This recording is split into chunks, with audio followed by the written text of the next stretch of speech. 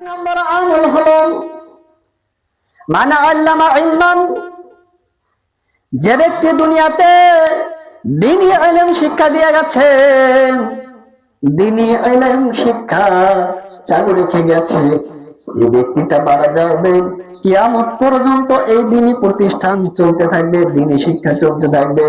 আর কিয়ামত পর্যন্ত যত ব্যক্তি দ্বীনি ইলম শিক্ষা করবে, তারা হাওলাতে দ্বীনি ইলম শিক্ষা করবে এবং তার উপরে আমল করবে, এই ইলম শিক্ষা করে আমল করে যে সওয়াব পাবে, এই ব্যক্তিটা মৃত্যুর পর কবর থেকে সমপরিমাণ সওয়াব পেতে থাকবে। ধরেন আমি কোরআন শিক্ষা 10 জন ছাত্রকে কোরআন শিক্ষা দিয়েছি। এই 10 জন ছাত্র কোরআন শিক্ষা করার পরে এরা কোরআন তিলাওয়াত করে যা সওয়াব পাবে, আমি এই 10 জনের সমপরিমাণ সওয়াব পাবো আমি শিক্ষা দেওয়ার কারণে। বলেন সুবহানাল্লাহ। আবার দেখেন, ওই 10 জন ছাত্রের ভিতর থেকে যদি একজন আলেম হয়, এ আবার যত ছাত্রকে শিক্ষা দিবে, যত ছাত্রকে দ্বীনি ইলম শিক্ষা দিবে, এই ছাত্রগুলো আমল করে যে সওয়াব পাবে, যে শিক্ষা দিল ও সমপরিমাণ সওয়াব পাবে, আর ওর সমপরিমাণ সওয়াব, ওর ছাত্রের সমপরিমাণ সওয়াব আবার আমি পেতে থাকবো।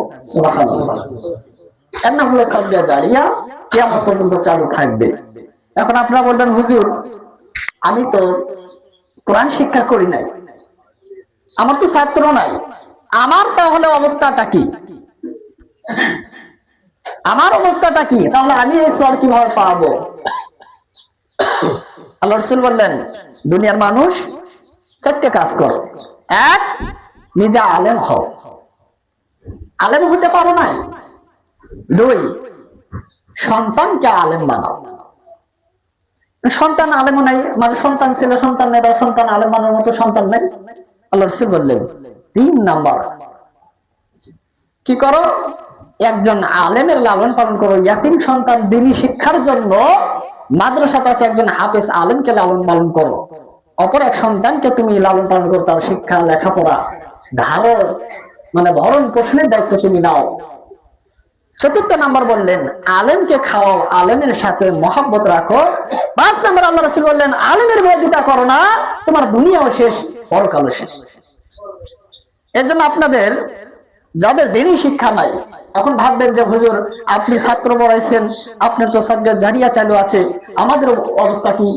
আপনি যদি 1 টাকা দিয়ে যদি একটা মাদ্রাসাতে, একটা ইয়াতীমখানাতে সহযোগিতা করে থাকেন, আপনার টাকা দিয়ে একটা চট মাদ্রাসাতে কুলির করা হয়েছে, এই চটের উপরে বসে এই ছাত্ররা যতদিন কোরআন তেলাওয়াত করবে, এই চটের উপরে যতদিন আমল জারি থাকবে, এতদিন পর্যন্ত আপনি সাদাকা করার কারণে সমপরিমাণ সওয়াব কবর থেকে পেতে থাকবেন।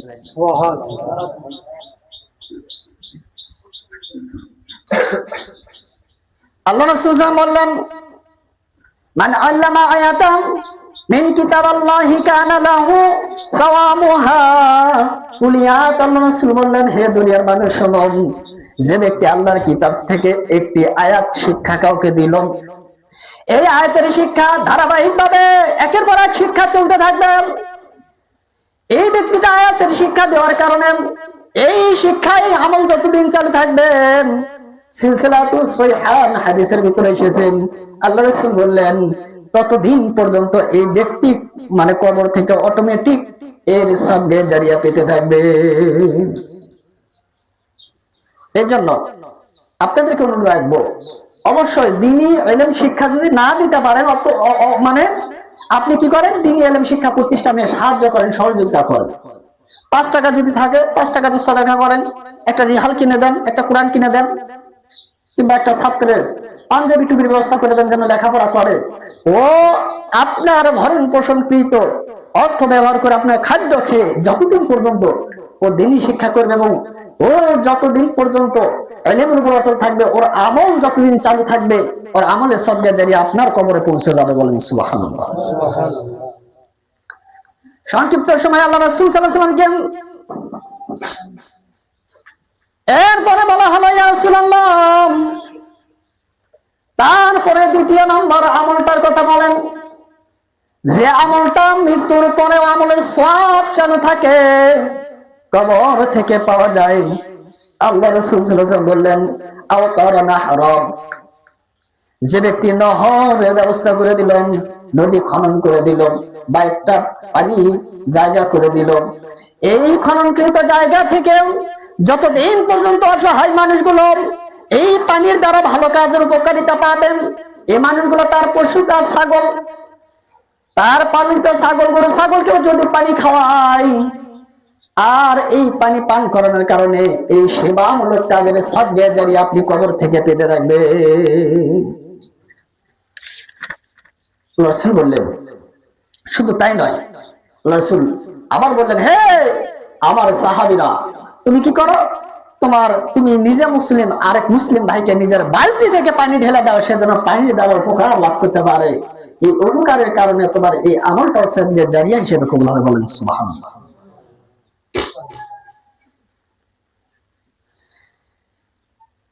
আল্লাহ রাসূল সাল্লাল্লাহু আলাইহি ওয়াসাল্লামকে সাদ ইবনে উবাইদা তিনি জিজ্ঞেস করলেন, ইয়া রাসূলুল্লাহ, বলতো ইয়া রাসূলুল্লাহ, আইয়ুস সাদাকাতু আফজালু, হে আল্লাহ রাসূল, পৃথিবীতে উত্তম দান কোনটি? আল্লাহ রাসূল সাল্লাল্লাহু আলাইহি ওয়াসাল্লাম সঙ্গে সঙ্গে বললেন, সাকি আল মাআব, তুমি কাউকে পানি পান করো, একজন তৃষ্ণার্ত ব্যক্তিকে পানি পান করাও, আর এই পানি পান করানোটা হলো সবচেয়ে উত্তম কাজ। বলেন সুবহানাল্লাহ। এক ভাই তৃষ্ণার্ত হয়েছে, আপনি তাকে পানি পান করান।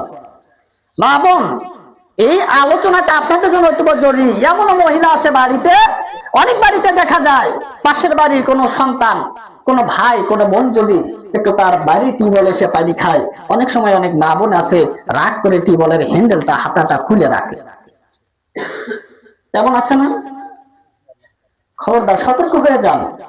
আপনার টিউবওয়েল থেকে যদি একজন মানুষ পানি পান করে, তৃষ্ণা নিবারণ করে, তাদেরকে পানি পান করতে দেন, তৃষ্ণা নিবারণ করতে দেন। এরা যতদিন পানি পান করে আল্লাহ শুকরিয়া আদায় করবে, তৃষ্ণা নিবারণের পর যতক্ষণ দিন পর্যন্ত এই আমলটা জারি থাকবে, এরা তৃষ্ণা নিবারণের পরে বলবে আলহামদুলিল্লাহ। এই আলহামদুলিল্লাহ বলে যা সওয়াব পাবে, আপনার টিউবওয়েল থেকে পানি পান করানোর কারণে অসময় পরিমাণ সওয়াব সদকা জারি আপনার চালু থাকবে। বলেন সুবহানাল্লাহ। তৃতীয় আমলের কথা বলা হলো কূপ খনন করা। ওই নালা খনন করা আর কূপ খনন করা প্রায় একই। আরবের সে সময় টিউবওয়েল ছিল না, নলকূপ ছিল না, মোটর ছিল না, যার কারণে সে সময় তৃষ্ণার্ত মানুষের জন্য মানুষ যদি ভালো কাজ করার চেষ্টা করত, আর্থিক সহযোগিতা না থাকলেও তারা কূপ খনন করে করে মানুষের পানি পান করানোর জন্য, পানি পান তৃষ্ণা নিবারণের জন্য তারা ব্যবস্থা করে দিত, কূপ খনন করতে। বলেন সুবহানাল্লাহ। এই জন্য পানি এখন আপনাকে কূপ খনন করতে হবে না। সামর্থ্য যদি থাকে, এক জনবসতিতে পানি পান করার কোনো ব্যবস্থা নাই, আপনি চাইলে, আপনি পারলে সেখানে একটা টিউবওয়েল করে দেন। এই টিউবওয়েল থেকে যতদিন মানুষ পানি পান করবে, তৃষ্ণা নিবারণ করবে, এই সদকা জারিয়া, ভালো কাজের সব আপনার কবরে পৌঁছাতে থাকবে মৃত্যুর পরেও। আবু হুরায়রা রাদিয়াল্লাহু তাআলা থেকে হাদিসটা বর্ণিত, বুখারীর ভিতরে এসেছে। আল্লাহ রাসূল সাল্লাল্লাহু আলাইহি ওয়াসাল্লাম বলেন, হে সাহাবারা শুনুন, এক ব্যক্তি তিনি পথ চলতেছিলেন, তার যখন পানি তৃষ্ণা লেগে গেল, এই ব্যক্তিটা একটা কূপের ভিতরে নামলেন। বুখারীর 2363 নম্বর হাদিস। রাসূল সাল্লাল্লাহু আলাইহি ওয়াসাল্লাম বলেন, হে সাহাবারা শুনো, এই ব্যক্তিটা কূপে নামার পরে পানি পান করলো, পান করে উঠে আসার পরে লক্ষ্য করে দেখলো একটা কুকুর পথ চলতেছে, আর এই কুকুরটার তৃষ্ণার্তর কারণে জিহ্বাটা বের হয়ে গেছে, কুকুরটার প্রাণ যায় যায় ভাব। এই ব্যক্তিটা চিন্তা করলো কি করা যায়, কুকুরটা তো মারা যাবে। ব্যক্তিটা আবার কূপের ভিতরে নামলেন। নামার পরে বর্ণনা আছে তার পায়ের মোজা বা হাতের একটা কাপড়টা ভিজায়া নিয়ে, এই ভিজা কাপড়টা নিয়ে উঠে আসলেন কূপ থেকে, এসে কুকুরের মুখের উপরে চিবাইয়া চিবাইয়া পানি পান করাইলেন। আল্লাহ রাসূল বললেন, হে সাহাবারা শোনো, এই ব্যক্তিটা একটা প্রাণীকে পানি পান করালো, কাপড় চিবাইয়া পানি পান করালো, কূপ থেকে পানি নিয়ে এসে কাপড়ের মাধ্যমে পানি পান করালো। হে সাহাবীরা শুনুন, আল্লাহ যদি চায় এই ভালো কাজটা তার কবুল করে নিয়ে তাকে জান্নাতে পৌঁছায় দিবে। মা বোন ভালো করে শোনেন, একজন জায়ের সঙ্গে বুড়োর সঙ্গে যদি ঝগড়া হয়, তার মুরুখ হাঁস পশু প্রাণী আগুনাতে পাড়া দিতে দেয় না, এমন মহিলা আছে না? এমনকি কোবায়া হাঁস মুরগি মেরে ফেলে মা, খবরদার।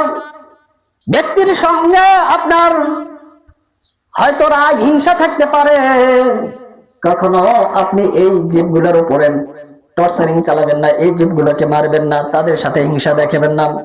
একজনের যদি পোষা যদি প্রাণী আপনার আগুনাতে আসে, সেগুলোর সাথে আপনি রাগ হিংসা দেখেন না। যদি একজনের পোষা প্রাণী যদি তৃষ্ণার্ত হয়, ওই বুবু যদি বাড়িতে না থাকে, ওই ভাই যদি বাড়িতে না থাকে, ওই প্রাণীর খাবারের ব্যবস্থা আপনি করে দেন, পাতার ব্যবস্থা করে দেন, ঘাসের ব্যবস্থা করে দেন, খড়ের ব্যবস্থা করে দেন। এই আমলটা যদি করতে পারেন, আল্লাহ রাসূল বললেন এর রাগ হিংসা দূরীভূত হবে, আর এই ভালো কাজের বিনিময়ে আল্লাহ চাহে তাকে জান্নাত দিতে পারে।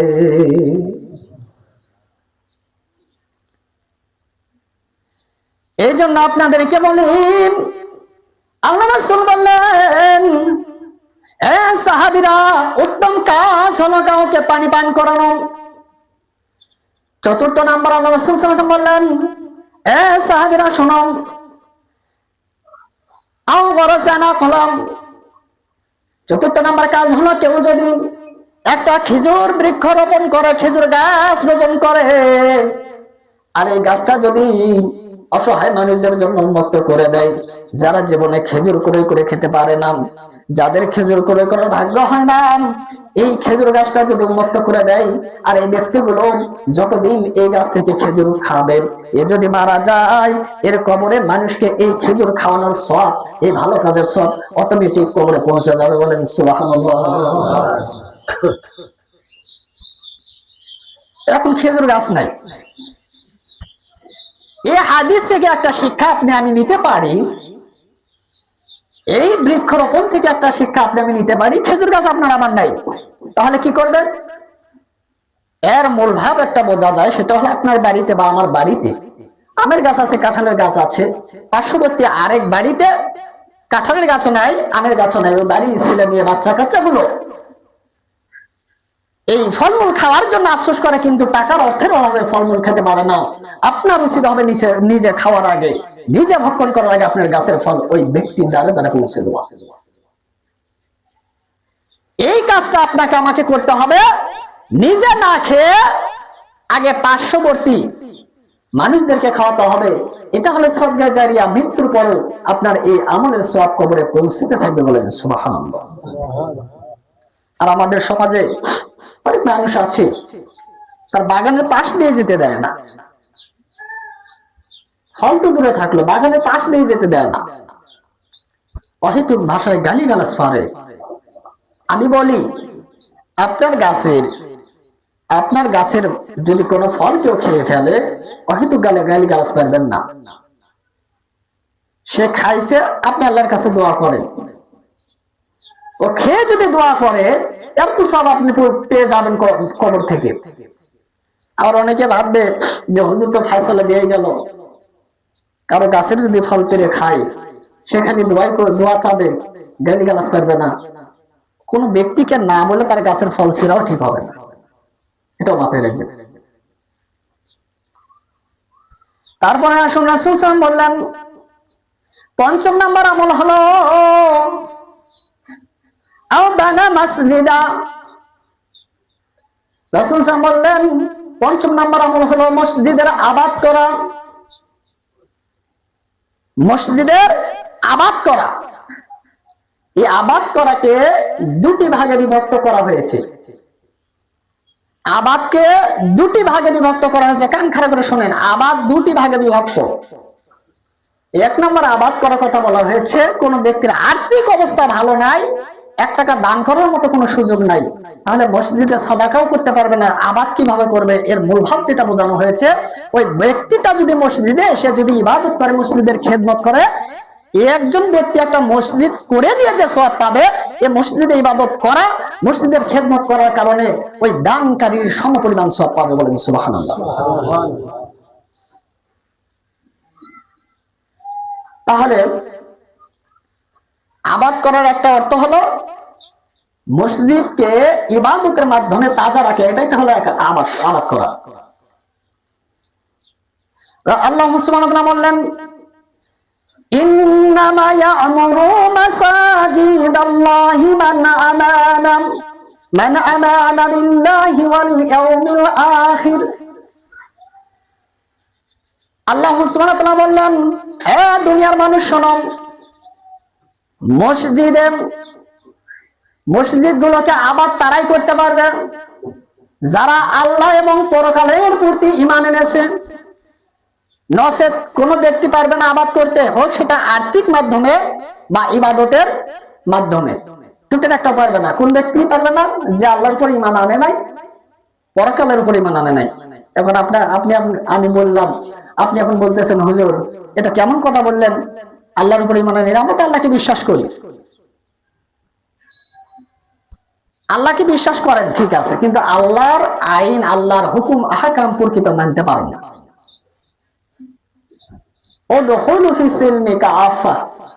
পরিপূর্ণভাবে প্রবেশ করতে হবে। পরকালের প্রতি ঈমান আনা বলতে এটাই বুঝাচ্ছে, যত ব্যস্ত থাকেন, আজান শোনা মাত্র আপনার কানে যখন আজান পৌঁছে গেছে, আপনার অন্তর বলতেছে আমাকে মরতে হবে, এই কাজ কাম আমার কিছু কোনো উপকার আসবে না, আমাকে মসজিদে যেতে হবে, আল্লাহর ইবাদত করতে হবে, আমল ছাড়া কোনো উপায় নাই। এর নাম হলো ইয়াউমিল আখির, আখিরের প্রতি ঈমান আনার কথা বলেছেন। তাহলে আপনি মসজিদকে ইবাদতের মাধ্যমে আবাদ করতে পারবেন, ইবাদতের মাধ্যমে আবাদ করতে পারবেন। ইবাদতের মাধ্যমে মানে ধরেন আজকে জুমার দিন, আপনি চিন্তা করলেন যে জীবনে অনেক কাজ করলাম, 6 দিন তো খালি কাজের উপরই ছিলাম, আজকে শুক্রবার, আজকে সকাল 10টার মধ্যে কাজ শেষ করলাম। কাজ শেষ করার পর আপনার ধারণা আসলো হুজুর আসতেছে, আসতে হয়তো দেরি হবে, আমি সবার আগে যাব, গিয়ে মসজিদ ঝাড় দেব, মসজিদ পরিষ্কার পরিচ্ছন্ন করব, করে আমি সবার আগে মসজিদে আজান দিব। আপনাকে বলে আবারও বলছি, আপনি এই আমল করে একজন ব্যক্তি কোটি কোটি টাকা, লক্ষ লক্ষ টাকা দান করে একটা মসজিদ নির্মাণ করে দিয়ে যে সওয়াব পাবে, আপনি এই আমলের মাধ্যমে মসজিদে আবাদ করলেন, সমপরিমাণ সওয়াব পাবেন, বলেন সুবহানাল্লাহ। অতএব আমি চাই আমার এই জামাত থেকে একজন ব্যক্তি নিয়ত করবেন, এই বাকি অতীতে যা হয়েছে হয়েছে, আগামী যত জুম্মা আসবে হুজুরের আগে এসে হলেও আপনি মসজিদের মানে পরিষ্কার পরিচ্ছন্নতার দায়িত্ব নেবেন এবং আল্লাহর সন্তুষ্টির জন্য আপনি মসজিদে আজান দিবেন। এই দায়িত্ব আপনি মনে মনে চিন্তা ভাবনা করেন, কোন ব্যক্তি আছেন সবার আগে, প্রতিযোগিতামূলক হবে, কে কার আগে এসে মসজিদ ঝাড় দিতে পারে এবং মসজিদে জুম্মার আজান দিতে পারে, এই একটা প্রতিযোগিতা চালু রাখবেন ইনশাআল্লাহ। তারপর আসুন দ্বিতীয় নম্বর, আবাদ করার কথা বলা হলো। আবাদের অর্থ হলো, আল্লাহ রাসূল বলেন, মসজিদ নির্মাণ করা, মসজিদ নির্মাণ করা। রাসূল সাল্লাল্লাহু আলাইহি ওয়াসাল্লাম বলেন, হে সাহাবারা শোনো, কেউ যদি মসজিদ নির্মাণের জন্য একটা ইটা দান করে, কেউ যদি মসজিদ নির্মাণের জন্য একটা ইটা দান করে, আল্লাহ রাসূল বললেন, একটা ইটা দান করার কারণে ওর জন্য জান্নাতে একটা প্রাসাদ নির্মাণ হয়, বলেন সুবহানাল্লাহ। এই প্রাসাদ আর জান্নাতের প্রাসাদ এক মনে করেন না। জান্নাতের প্রাসাদ যে নির্মাণ হবে, এর ইটাগুলো হবে স্বর্ণ আর রৌপ্য দ্বারা, বলেন সুবহানাল্লাহ। শুধু তাই নয়, রাসূল সাল্লাল্লাহু আলাইহি ওয়াসাল্লাম বললেন, এই ব্যক্তিটার জন্য জান্নাতে যে প্রাসাদ নির্মাণ হবে, এটাই শেষ নয়, এই যে মসজিদে দান করলো, সাদাকা করলো, আর সাদাকা তারুদ্দুল বালা, এই দান সদকার কারণে এই মানে আবাদি হোক, কৃষি কাজের হোক, সাংসারিক হোক, শারীরিক হোক, সর্ব অবস্থাতে যদি কোনো বালা মুসিবত থাকে, বিপদ আপদ থাকে, এই বিপদ আপদ আল্লাহ দূর করে দিবেন, বলেন সুবহানাল্লাহ। দান করলে কিভাবে বিপদ দূরীভূত হয় একটু মনোযোগ দেন। একটা মেসাল আপনাদেরকে শোনাই। নবী সুলাইমান আলাইহিস সালামের কাছে একটা পাখি গেলেন। এই পাখি গিয়ে সুলাইমান নবীর কাছে বিচার দিলেন, হে আল্লাহর নবী সুলাইমান জৈনক এক ব্যক্তি, আমি যে গাছের আগালে গাছের মাথাতে বা ডালে বাসা বেঁধেছি, বাসাতে ডিম পাড়ি, আর এই ব্যক্তিটা এই বাসা থেকে গাছে চড়ে ডিম পেড়ে খায়। আপনার কাছে বিচার দিলাম, কেউ ভুল বুঝে না, মেসাল বলতেছি। দান করলে বিপদ দুর্বিত হয়। এই ঘটনাটা তাসকিরাতুল সাহাবা নামে একটা গ্রন্থ আছে, এই গ্রন্থের ভিতরে পাবেন। আমি ওয়াহিদুল বলতেছি না, গ্রন্থটার নাম হলো তাসকিরাতুল সাহাবা। এই গ্রন্থটা খুলে দেখবেন, এর ভিতরে আছে আল্লাহ নবী সাল্লাল্লাহু আলাইহি ওয়াসাল্লাম বলেন, পাখি ঠিক আছে তুমি যাও। এবার পাখি চলে গেলেন। নবী সুলাইমান তিনি জিনদেরকে ডাকলেন, হে জিন সকল শোনো, তোমাদের মধ্যে একজন যাবেন, ওই যে একটা গাছ আছে, ওই গাছের কাছে যাবে। পাখি আমার কাছে নালিশ দিল, তার ডিমগুলো নাকি কোন এক ব্যক্তি পেরে নিয়ে যা খায়। তুমি যাবে, ওই গাছের নিকটবর্তী হয়ে থাকবেন। যখন ওই ব্যক্তি ওই ডিমগুলো পাওয়ার জন্য গাছে চড়বে, এমন একটা গাছ ঝাঁকুনি দিবে, ব্যক্তিটা যেন গাছ থেকে ভয়ে নেমে চলে যায়, আর যেন জীবনে এই গাছের নিকটবর্তী না হয়। জিন তা চলে গেলেন গাছের নিকটবর্তী। আর এদিকে ওই ব্যক্তি আসলেন, এসে যখন গাছে চড়বেন, ইতিহাসের ভিতরে আসছে গাছে যখন চড়বে, এমন সময় পেছন থেকে একজন ভিক্ষুক ডাক ছাড়ছে, ও ভাই আমাকে কিছু সদাকা করেন, আমার পরিবারে না খেয়ে আছে, আমি খুব অভাবী মানুষ, আমাকে কিছু সদাকা করেন। তখন ওই ব্যক্তিটা গাছে না চড়ে গাছের নিকট থেকে এই ব্যক্তির নিকটে আসলেন। এই ভিক্ষুকের কাছে আসলেন। ভিক্ষুকের কাছে আসার পর পকেট থেকে দাম, তার কাছ থেকে কিছু দিরহাম ওই ব্যক্তির হাতের মধ্যে দিলেন। দিয়ে ভিক্ষুককে বিদায় করে দিয়ে এই ব্যক্তিটা গাছে চড়লেন পাখির ডিম পাড়ার জন্য। আর এই দেখে জিন গাছ ঝাঁকুনি দিবে, কিন্তু ঝাঁকুনি দেয় নাই। ব্যক্তিটা পাখির ডিম পেড়ে নিয়ে গেলেন। পাখিটা লক্ষ্য করলেন, আহারে কেমন কথা হলো, আমার ডিম তো আজকেও পেড়ে নিয়ে গেল। চলে গেলেন নবী সুলাইমানের কাছে, গিয়ে বললেন, পয়গম্বর সুলাইমান বিচার দিয়ে গেলাম, তারপরেও তো আজকে এই ব্যক্তিটা ডিম পেড়ে নিয়ে গেল। তখন নবী সুলাইমান ওই জিনকে ডাকলেন, হে জিন শোনো, তুমি গাছ ঝাঁকুনি দাওনি কেন? তখন এই জিন বলল, ও আল্লাহর নবী সুলাইমান, আমি যে গাছ ঝাঁকুনি দিব, গাছ ঝাঁকুনি দিতে আমি যখন ঝাঁকুনি দিব, এমন সময় পূর্ব দিক থেকে দুজন ব্যক্তি আমি অনুভব করলাম, এই দুটা আল্লাহর ফেরেশতা হবে, এসে আমাকে এমন ভাবে বাধা দিল, আমি তাদের ভয়ে গাছ ঝাঁকুনি দেই নাই। বলেন সুবহানাল্লাহ। আল্লাহর নবী সুলাইমান বললেন, এ পাখি, এই জিনকে বাধা দিয়েছে আল্লাহর দুজন ফেরেশতা। এ পাখি বলো, কেন ফেরেশতা দুজন বাধা দিল, তুমি কি জানো?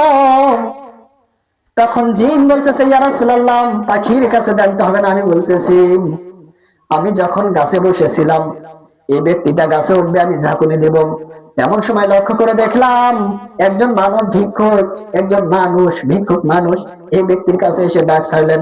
এই ব্যক্তিটা গাছে চড়ার আগে ওই ভিক্ষুককে কিছু সদাকা করে দিলেন। আল্লাহ রাসূল বললেন, আল্লাহ নবী সুলাইমান বললেন, হে পাখি শোনো, এই ব্যক্তিটার জন্য এটা ছিল বিপদ, গাছে চড়তো, ঝাঁকুনি দিত, হয়তো তার কোনো অ্যাক্সিডেন্ট হয়ে যেত, একটা বালা হতো, বিপদ হতো। হে পাখি, ওই ভিক্ষুককে এই ব্যক্তিটা কিছু সদাকা করার কারণে এই বালা মুসিবত থেকে আল্লাহ তাকে হেফাজত করেছে। বলেন সুবহানাল্লাহ। তার মানে আল্লাহ সুবহানাহু ওয়া তাআলা তার বান্দার দান যে কবুল করে নেন। আর আল্লাহ রাসূল বললেন, তোমরা দান করো। দান এমন এক পাওয়ারফুল আমল, আল্লাহ রাসূল বললেন, দান এমন এক পাওয়ারফুল আমল, জাহান্নামকে প্রতিহত করার মতো একটাই মাত্র আমল, সেটাই হলো দান। বলেন সুবহানাল্লাহ। এর জন্য দান করতে হবে, সদাকা করতে হবে। আজকে মসজিদে কাজ চলতেছে, ওযুখানা চলতেছে, এত বলা হয়, অনেকের কথা গায়ে লাগতে চায় না। বাবাজি, গায়ে লাগতে চায় না, আপনাকে একটা অফার দেওয়া যায়, আজকে যদি মনটা নরম করে দিলটা নরম করে যদি বলেন যে হুজুর 500 করে টাকা ধরা হয়েছে ওযুখানার জন্য, আমি আজকের খুতবা শুনে আজকেই দিব, আমি আজকেই টাকাটা পরিশোধ করব। আপনার ওই টাকা দিয়ে ওযুখানার কাজ সম্পূর্ণ হওয়ার পরে যতদিন পর্যন্ত ওই ওযুখানাতে মানুষ ওযু করবে, সালাত আদায় করবে, একসাথে বসে যত মানুষ ওযু করবে, সালাত আদায় করবে, কিয়ামত পর্যন্ত যত মানুষ ওই ওযুখানাতে সালাত আদায় করবে, ওযু করবে, সালাত আদায় করবে, এরা ওযু করে সালাত আদায় করে যে সওয়াব পাবে, আপনার এই 500 টাকার বিনিময়ে কিয়ামত পর্যন্ত এরা অটোমেটিক সমপরিমাণ সওয়াব পেতে থাকবেন। বলেন সুবহানাল্লাহ। আপনি গ্যারান্টি দেন তো, একটা ছেলেকে রেখে গেছেন, রেখে যাওয়ার পর ছেলেকে রাখার পরে আপনি একটা ছেলেকে দুনিয়াতে রেখে মারা গেলেন, 5 লক্ষ টাকা ব্যাংকে রেখে গেলেন, আপনি বলেন তো এই ব্যাংকের সদকা জারিয়া আপনি কবরে পাবেন, আছে গ্যারান্টি আছে? আপনার ছেলে ভালো কাজ করবে এই গ্যারান্টি আছে? আপনার ছেলে ভালো কাজের সওয়াব আপনি পাবেন এই গ্যারান্টি আছে? ছেলে তো চোখের সামনেই ভুল পথে চলে গেছে, সালাত আদায় করে না, আল্লাহর ইবাদত করে না, আপনার চোখের সামনেই তো ছেলে ভুল পথে চলে গেছে। অতএব জীবনে যা ভুল পথে গেছে, আজকের খুতবা থেকে